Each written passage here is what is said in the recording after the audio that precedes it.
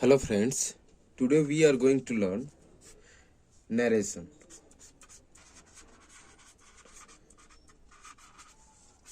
Narration narration में narration दो types के होते हैं, एक डायरेक्ट स्पीच और एक indirect speech. First direct speech और second indirect speech. Direct speech में क्या होता है कि जो डायरेक्ट स्पीच होता है उसमें स्पीकर के वर्ड को speaker word is put in quotes. Speaker के वर्ड को हम लोग कोट्स में रखते हैं। जैसे एग्जाम्पल के लिए, रामा सेड, रामा ने कहा I am very busy now, यानी मैं बहुत बिजी हूं। तो यहाँ पे स्पीकर के वर्ड को कैसे रखा गया है? कोट्स के अंदर रखा गया। ठीक है। सेकंड हमारा है इनडायरेक्ट स्पीच। इसमें क्या करते हैं कि जो actual words of a speaker होता है, actual words of a speaker are transformed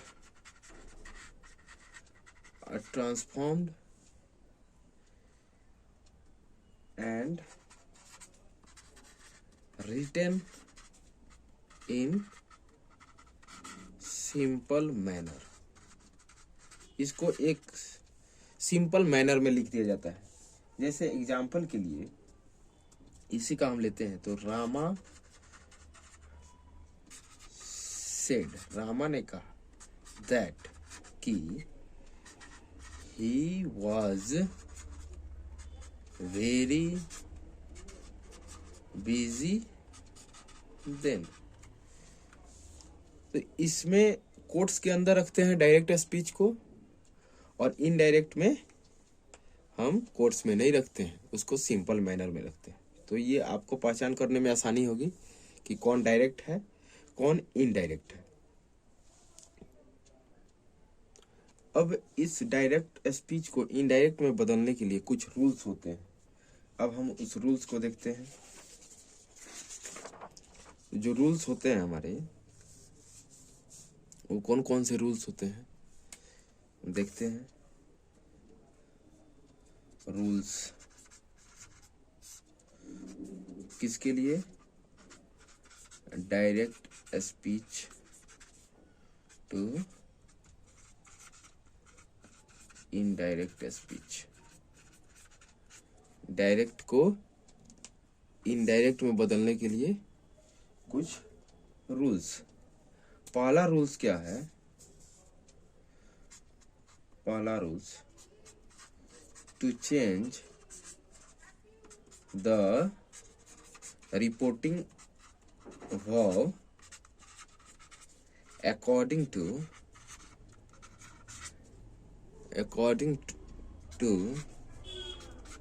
the reported speech। यानी रिपोर्टिंग वर्ब को हम रिपोर्टेड स्पीच के अकॉर्डिंग चेंज करते हैं। दूसरा रूल्स है हमारा, to remove the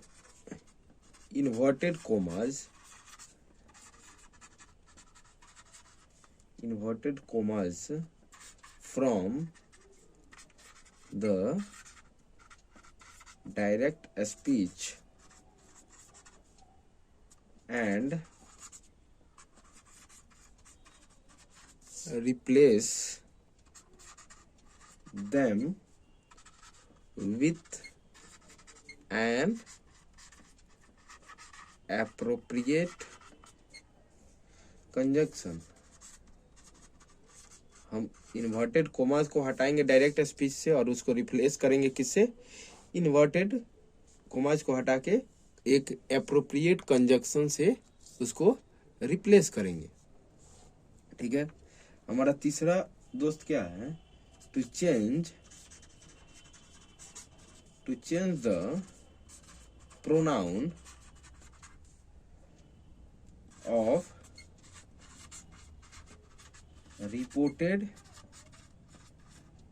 speech accordingly. Reported speech के प्रोनाउन को हम लोग चेंज करेंगे। चौथा, change the adverb, change the adverbs of the direct speech. Direct speech को के एडवर्ब को हम लोग चेंज करेंगे। अब देखते हैं हम इसका एक एग्जाम्पल देखते हैं। जैसे एग्जाम्पल के लिए हम लेते हैं, Rajiv said to me, I shall go to the pictures today. Pictures today.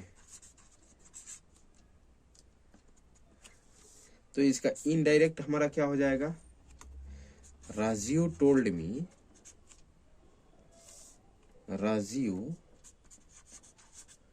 told me that he would go to the picture that day. अब हम इसको समझते हैं। तो दोस्तों इस एग्जाम्पल में जैसे क्या हुआ है कि यहाँ सेड टू, जो हमारा रिपोर्टिंग वर्ब है सेड टू, ये किस में चेंज हो गया है, टोल्ड में चेंज हो गया है। ठीक है, इन्वर्टेड कोमाज, ये जो इन्वर्टेड कोमाज हैं और कोमाज, इनके जगह पे क्या आ गया है हमारा दैट। ठीक है, यहां तक कोई दिक्कत नहीं। उसके बाद रिपोर्टेड स्पीच का जो प्रोनाउन है, रिपोर्टेड स्पीच कौन सा हुआ, ये होता है हमारा रिपोर्टिंग वर्ब और ये होता है हमारा रिपोर्टेड स्पीच। तो रिपोर्टेड स्पीच का जो आई है ये किस में चेंज हो गया है, ये चेंज हो गया है ही में। ठीक है, उसके बाद यहां सैल गो जो है ये किस में चेंज हो गया है, वुड गो। ये सब ऊपर इसमें लिखा हुआ है रूल्स में हमारा। और उसके बाद टुडे जो है वो किस में चेंज हो गया है, दैट डे। हम आगे अब देखेंगे कि कौन सा वर्ड रहेगा कब, तो कैसे चेंज होगा। ठीक है, अब जो प्रोनाउंस होते हैं वो प्रोनाउंस कैसे चेंज होते हैं हम देखते हैं। तो रूल्स किस लिए, फॉर चेंज ऑफ प्रोनाउंस। पहला रूल्स क्या है, first rules, first person changes to subject of reporting verb. जो फर्स्ट पर्सन होता है वो किसके हिसाब से चेंज होता है, रिपोर्टिंग वर्ब के हिसाब से। सेकंड में second person changes to object of reporting verb. जो सेकंड पर्सन होता है वो ऑब्जेक्ट के हिसाब से चेंज होता है। और तीसरा है there is no change if it is a third person. यानी अगर थर्ड पर्सन रहेगा तो कोई चेंज नहीं होगा। अब हम देखते हैं रूल नंबर 1 जो है। अच्छा, इसको अगर हम कोई ट्रिक से याद करना चाहें तो एक ट्रिक आता है SON।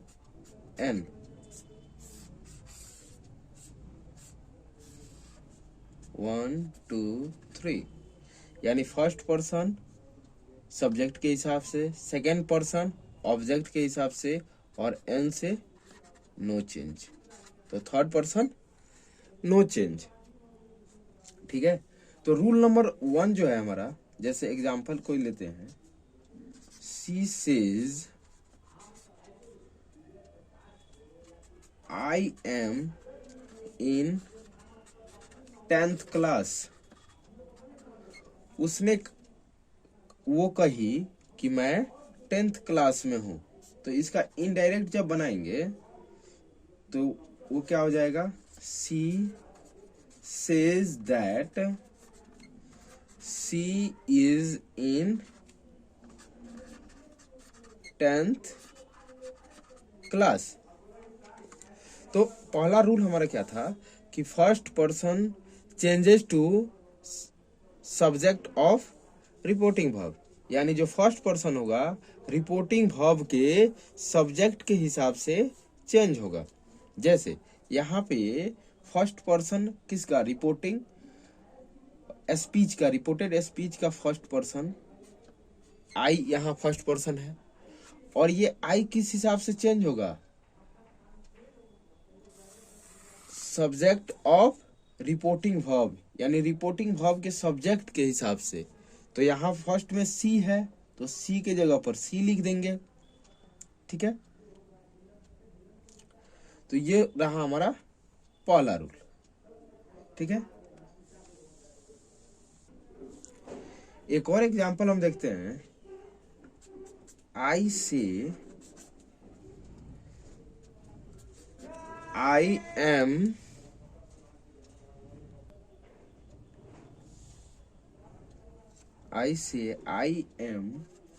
An honest man. तो इसका इनडायरेक्ट क्या हो जाएगा, आई से दैट। अब यहां देखिए, यहां कौन सा पर्सन है, ये फर्स्ट पर्सन है। फर्स्ट पर्सन किसके हिसाब से चेंज होगा, सब्जेक्ट के हिसाब से। तो सब्जेक्ट में आई है तो यहां भी आई रहेगा, that I am an honest man. ठीक है, उसके बाद हमारा दूसरा रूल है कि जो सेकेंड पर्सन होता है रिपोर्टेड स्पीच का, वो किसके हिसाब से चेंज होता है, ऑब्जेक्ट के हिसाब से। तो उसका एग्जांपल हम देखते हैं, रूल 2 SON 1 2 3। जो सेकेंड पर्सन होगा वो किसके हिसाब से चेंज होगा, ऑब्जेक्ट के हिसाब से। तो इसका एक डायरेक्ट का एग्जांपल जैसे हम लेते हैं, she says to me you have done your work. इसका इनडायरेक्ट क्या हो जाएगा,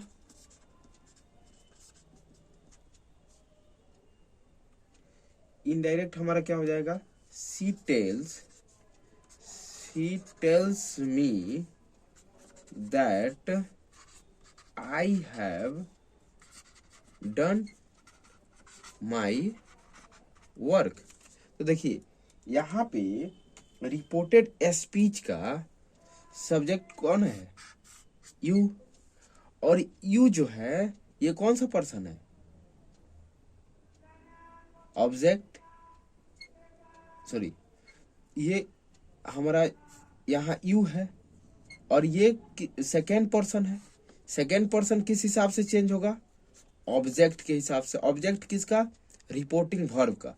तो यहाँ क्या है, मी की जगह पर क्या आएगा, इसका आई हैव डन, और यहाँ योर है तो ये योर किसके हिसाब से, ये भी इसी के हिसाब से होगा, तो माई। अब देखते हैं हम रूल नंबर 3। रूल नंबर 3 क्या था हमारा कि अगर थर्ड पर्सन रहेगा तो उसमें नो चेंज। जैसे कोई एग्जाम्पल हो गया डायरेक्ट स्पीच का, ही सेज ही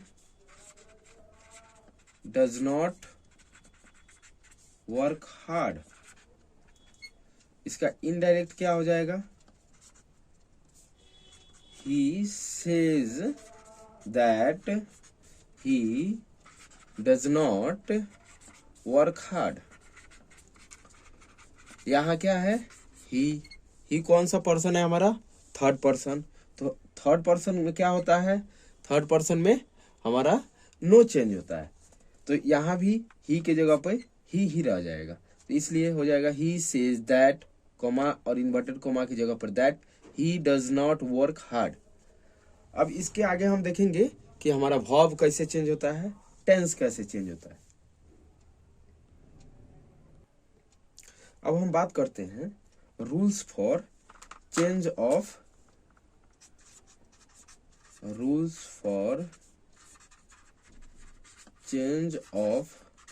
वर्ब और टेंस। वर्ब और टेंस को कैसे हम चेंज करेंगे, तो इसके लिए रूल नंबर 1 जो है हमारा, रूल नंबर 1, इसके लिए हम लिखते हैं इफ रिपोर्टिंग वर्ब यानी रिपोर्टिंग वर्ब हमारा कौन होता है, ये हमारा रिपोर्टिंग वर्ब होता है, ठीक है। और रिपोर्टेड ये स्पीच होता है। तो if reporting verb is in present और future tense, then there will be no change in the verb or tense of reported speech। यानी अगर हमारा रिपोर्टिंग वर्ब प्रेजेंट में है या फ्यूचर में है तो वर्ब में या टेंस में कोई भी परिवर्तन नहीं होगा। जैसे एग्जाम्पल देखते हैं हम, डायरेक्ट का एक एग्जाम्पल लेते हैं। The teacher says Gayatri performs on the stage. इसका इनडायरेक्ट क्या हो जाएगा हमारा, द टीचर सेज दैट, या गायत्री क्या है हमारा थर्ड पर्सन, तो थर्ड पर्सन में no change, that Gayatri performs on the stage. यानी हमको यहाँ इसमें क्या चेंज करना पड़ा, केवल ये इन्वर्टेड कोमाज की जगह पे दैट आ गया। तो ये क्या था, इफ रिपोर्टिंग वर्ब, यानी जो रिपोर्टिंग वर्ब है वो किस में होगा, प्रेजेंट और फ्यूचर। तो यहाँ रिपोर्टिंग वर्ब किस में था, प्रेजेंट में था, तो यहाँ कोई चेंज नहीं हुआ, ठीक है। सेकेंड एग्जांपल देखते हैं डायरेक्ट का। The teacher will say Gayatri is performing on the stage. इसका इनडायरेक्ट क्या हो जाएगा, the teacher will say that Gayatri is performing on the stage. यानी टीचर ने जो यहाँ क्या था, रिपोर्टिंग वर्ब विल से, यानी फ्यूचर टेंस में था। तो जब विल से हमारा फ्यूचर टेंस में है तो यहाँ रिपोर्टिंग हमारा इनडायरेक्ट स्पीच में भी कोई चेंज नहीं होगा, बस कॉमा की जगह पे दैट लगा देना है, या क्वेश्चन में रहेगा तो इफ और व्हाट जो भी लगता है क्वेश्चन के अकॉर्डिंग। तो ये रहा हमारा फर्स्ट रूल। सेकेंड रूल क्या कहता है, सेकेंड रूल कहता है कि अगर, rule number 2, if reporting verb is in past tense, अगर रिपोर्टिंग वर्ब किस में है, पास्ट टेंस में, then the tense of the verb of reported speech will change into corresponding past tense। यानी कह रहा है कि अगर रिपोर्टिंग वर्ब हमारा किस में हो, पास्ट टेंस में, जैसे यहाँ हमारा क्या था, फ्यूचर में, और यहाँ प्रेजेंट में, तो अब कह रहा है कि अगर ये पास्ट टेंस में हो तो क्या होगा। तो अगर पास्ट टेंस में होगा तो जो रिपोर्टेड स्पीच होगा will change into corresponding past tense, तो ये उसी पास्ट टेंस में चेंज कर दिया जाएगा। जैसे सिंपल प्रेजेंट जो होगा, simple present will change into simple past, present continuous इसको पास्ट कंटिन्यूअस, यानी कोरस्पॉन्डिंग उसके पास्ट में बदलते जाना है। Present perfect past perfect, present perfect continuous, present perfect continuous, ये चेंज हो जाएगा पास्ट परफेक्ट कंटिन्यूअस। ठीक है, वैसे ही अगर सिंपल पास्ट में रहेगा तो क्या होगा, अब सिंपल प्रेजेंट में था तो हम तो चेंज कर दिए सिंपल पास्ट में। अगर सिंपल पास्ट में रहे तब क्या करेंगे, अगर सिंपल पास्ट में होगा तो ये किस में चेंज हो जाएगा, पास्ट परफेक्ट। उसके बाद अगर यही पास्ट कंटिन्यूअस में आ गया, पास्ट कंटिन्यूअस, तो ये past perfect continuous, past perfect continuous. उसके बाद आता है हमारा फ्यूचर टेंस। तो फ्यूचर टेंस में हमारा जो विल और शैल होगा, विल और शैल, इसको हम लोग चेंज कर देंगे वुड में। ठीक है, और कैन को चेंज कर देते हैं कुड में, मे को माइट में। ठीक है, ये रहा हमारा change of rules for tense. अभी हम इसका एग्जाम्पल देखते हैं। जैसे हमारा कोई क्वेश्चन हो गया, एक लेते हैं डायरेक्ट। द टीचर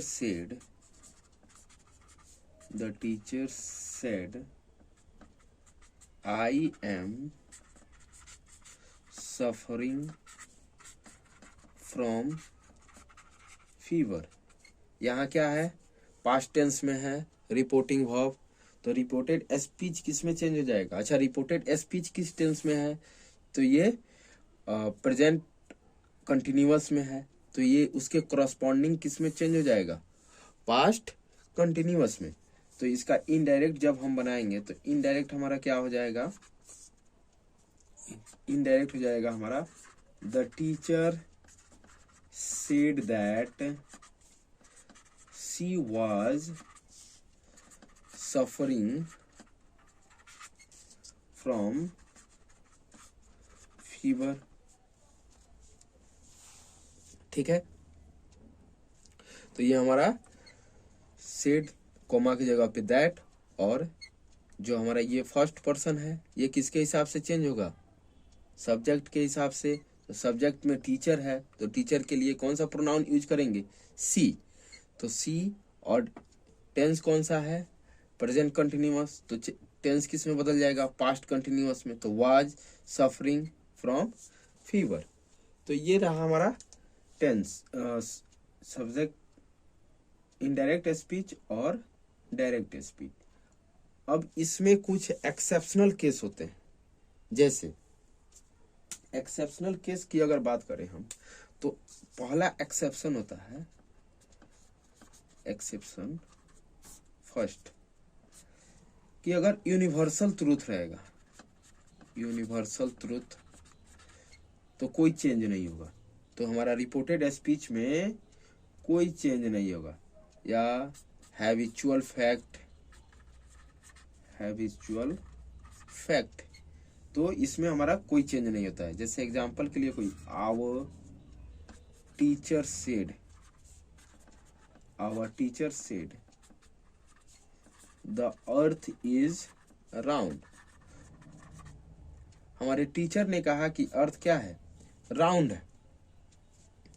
तो ये किस में है, पास्ट टेंस में तो है रिपोर्टिंग वर्ब, लेकिन यहाँ हमारा रिपोर्टेड स्पीच क्या है, द अर्थ इज राउंड। तो अर्थ इज राउंड क्या है हमारा, कि एक यूनिवर्सल ट्रूथ है कि हम सबको पता है कि अर्थ राउंड ही है, ये ट्रूथ है, तो इसलिए इसमें कोई चेंज नहीं होगा। तो इसका हो जाएगा our teacher said that, comma की जगह पे दैट पुट कर देंगे, उसके बाद वैसे ही एज इट इज लिख देंगे, द अर्थ इज राउंड। उसके बाद सेकेंड एक्सेप्शन है हमारा एक्सेप्शन 2, कि अगर कोई पास्ट हिस्टोरिकल फैक्ट है, हिस्टोरिकल फैक्ट, उसमें भी हम क्या करेंगे, कोई चेंज नहीं करते हैं। जैसे आवर टीचर सेड, हमारे टीचर ने कहा, Ashoka left war after the conquest of Kalinga. तो इसका हमारा क्या हो जाएगा, इसका हो जाएगा our teacher said that Ashoka left war after the conquest of Kalinga. ठीक है, तो ये कुछ एक्सेप्शन है। एक तीसरा एक्सेप्शन है हमारा, कि अगर दो एक्शन एक साथ हो रहे हैं एक ही टाइम में, तो उस टाइम भी हम कोई चेंज नहीं करेंगे। जैसे एक्सेप्शन नंबर 3, एक्सेप्शन थर्ड, इसमें क्या, to action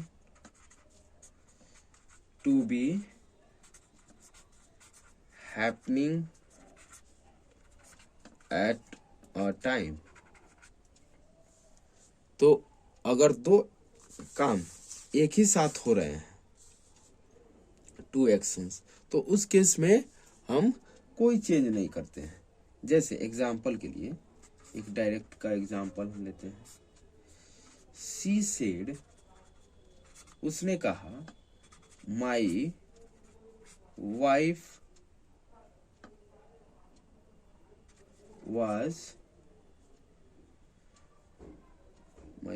was making lunch when I was studying, सी नहीं, ही करेंगे, he said, उसने कहा my wife was making lunch when I was studying, कि मेरी पत्नी जो है वो क्या कर रही थी, लंच बना रही थी जब मैं पढ़ रहा था। तो इसका इनडायरेक्ट क्या हो जाएगा, दोनों दो काम एक साथ हो रहा है, पत्नी खाना बना रही है और वो पढ़ रहा है। तो he said that his wife was making lunch when he was studying।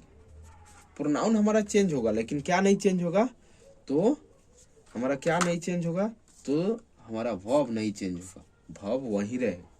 ठीक है, ये रहा हमारा तीसरा एक्सेप्शन। चौथा एक एक्सेप्शन है, एक्सेप्शन नंबर 4, इमेजिन कंडीशन, कि अगर कोई हम कंडीशन इमेजिन कर लेते हैं, इमेजिन कंडीशंस, जैसे शी सेड, वो कही, इफ आई वर रिच, अगर मैं धनी होती, आई वुड हेल्प हिम, तो मैं उसकी मदद करती।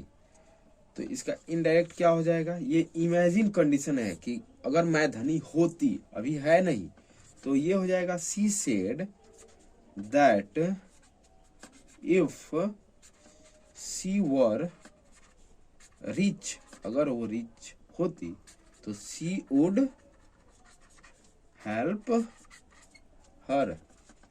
यहां सब्जेक्ट चेंज हो गया, लेकिन वर्ब हमारा एज इट इज रहेगा, क्योंकि ये इमेजिन कंडीशन है। एक्सेप्शन नंबर 5, एक्सेप्शन नंबर 5 क्या कहता है कि अगर if reporting speech contains had third form, to infinitive and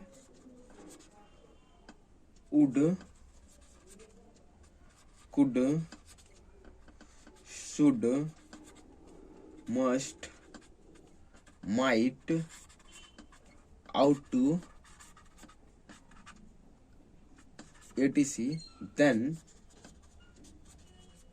there is no change in the tense। अगर ये रिपोर्टेड स्पीच में ये सब अगर वर्ड्स आते हैं तो हमारा नो चेंज होगा टेंस में। ठीक है, जैसे कोई एग्जांपल लेते हैं, डायरेक्ट का एग्जांपल ले लेते हैं कि अगर शी सेड टू मी, वो कही, you should obey your elders,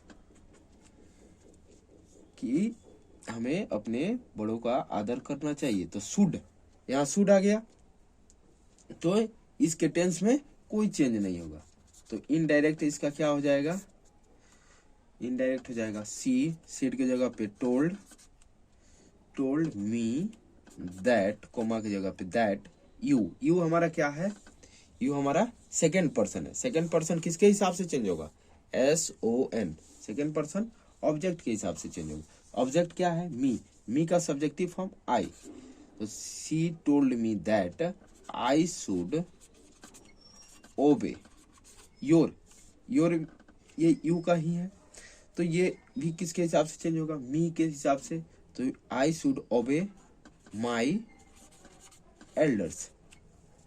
तो ये रहा हमारा एक्सेप्शन नंबर 5। अब इसके बाद हम देखते हैं कि डायरेक्ट स्पीच में कुछ ऐसे वर्ड्स आ जाते हैं जो क्या होते हैं, एज इट इज नहीं लिख पाते हैं हम उनको इनडायरेक्ट में, तो वो किस में चेंज होंगे। जैसे हियर जो है हमारा, ये किस में चेंज होएगा, हियर, देयर में, नाउ, देन, उसके बाद दिस, दैट, these,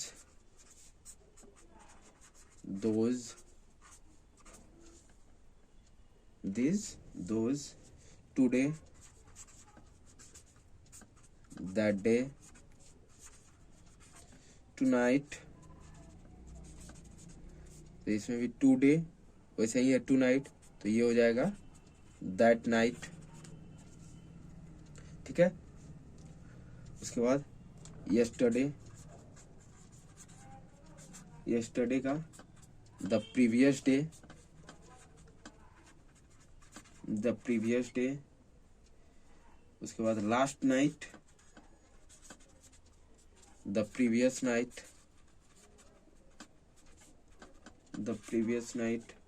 वैसे ही लास्ट वीक अगर आ जाए तो last week, the previous week, the previous week, tomorrow, tomorrow, ये द नेक्स्ट डे, उसके बाद next week, the following week, the following week, ago, ago is changed into before, thus, thus is changed into so। Next हमारा hence, hence is changed to thence, hither is changed to thither, come is changed to go। लेकिन इसमें भी कुछ exceptions होते हैं, उसको भी हम जानेंगे। तो ये सब वर्ड्स, अच्छा ये सब वर्ड्स कहाँ यूज होते हैं, तो ये सब वर्ड जैसे हम पहले पेज में बताए थे, Rajiv said to me I shall go to the pictures today, today किस में चेंज हो गया हमारा, दैट डे में, today is change to that day.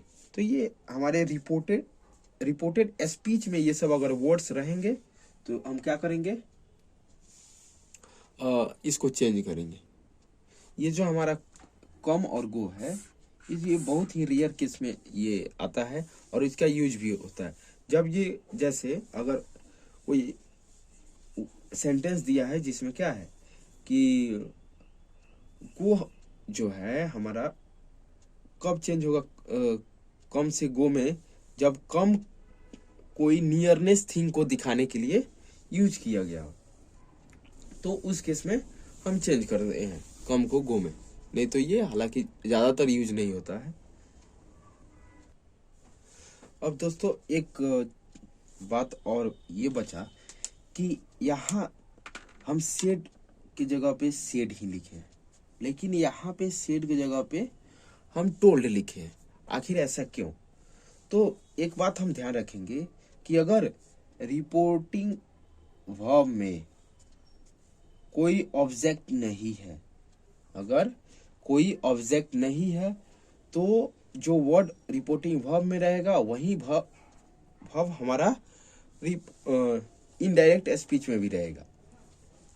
लेकिन अगर डायरेक्ट स्पीच के रिपोर्टिंग वर्ब में क्या है, ऑब्जेक्ट है, तो जो ये सेड होगा टोल्ड में बदल जाएगा। और जैसे अगर से होगा तो से हमारा चेंज हो जाएगा टेल में, सेज अगर लिखा रहेगा तो से चेंज हो जाएगा टेल्स में, अगर वहीं सेड लिखा रहेगा तो सेड चेंज हो जाएगा टोल्ड में। और सब भी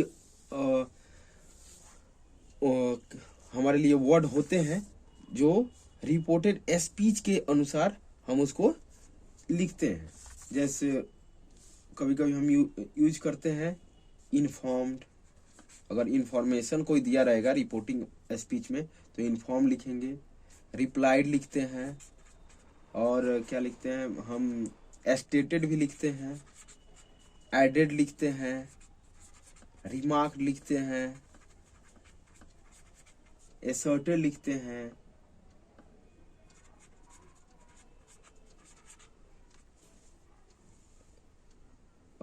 रिक्वेस्टेड लिखते हैं। उसके बाद हम लिखते हैं ऑर्डर करते हैं। अगर कोई ऑर्डर है तो ऑर्डर लिखते हैं,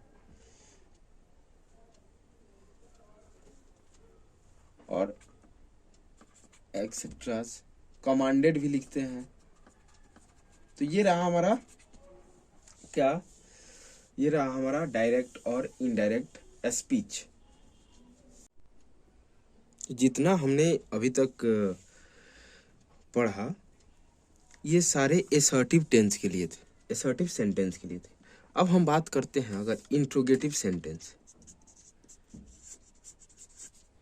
इंट्रोगेटिव सेंटेंस, अब इंट्रोगेटिव सेंटेंस में क्या होते हैं, जैसे कोई एग्जांपल लेते हैं। डायरेक्ट में I said to her, I said to her, I said to her, have you brought my book? I said to her, have you brought my book? तो इनडायरेक्ट में जब हम चेंज करेंगे इसको, तो इनडायरेक्ट में हमारा ये हो जाएगा आई। अब जब ये क्वेश्चंस पूछे जाएंगे इंट्रोगेटिव सेंटेंस, यानी जब रिपोर्टेड स्पीच हमारे इंट्रोगेटिव में रहेगा, तो उस टाइम हम क्या करेंगे, सेड को चेंज करेंगे आस्क्ड में। I asked her, I asked her. देखिए दोस्त, अगर ये हमारा सेंटेंस हेल्पिंग वर्ब से शुरू हो रहा हो, जैसे हेल्पिंग वर्ब अगर कहे तो is, am, are, was, were, have, has, etcetera, तो हम क्या करते हैं, तो इस केस में हम कॉमा और इन्वर्टेड कॉमा की जगह पे हम दैट नहीं इफ लिखते हैं। इफ, और यू के जगह पे क्या हो जाएगा, सेकेंड पर्सन ऑब्जेक्ट के हिसाब से चेंज होगा। तो इफ ही, और हैव किस में चेंज हो जाएगा, हैड, ब्रॉट, उसके बाद माई, फर्स्ट पर्सन किसके हिसाब से, सब्जेक्ट के हिसाब से, तो माई, और बुक। अब ये क्या होगा, अब ये हमारा सेंटेंस जो है असर्टिव सेंटेंस इसको बना लेंगे, और यहाँ पे फुल स्टॉप, क्वेश्चन मार्क नहीं। अब दूसरा एग्जांपल, अगर सेंटेंस हमारा WH वर्ड से शुरू हो, WH वर्ड से, तो उस केस में हम क्या करेंगे, जैसे the teacher said to me,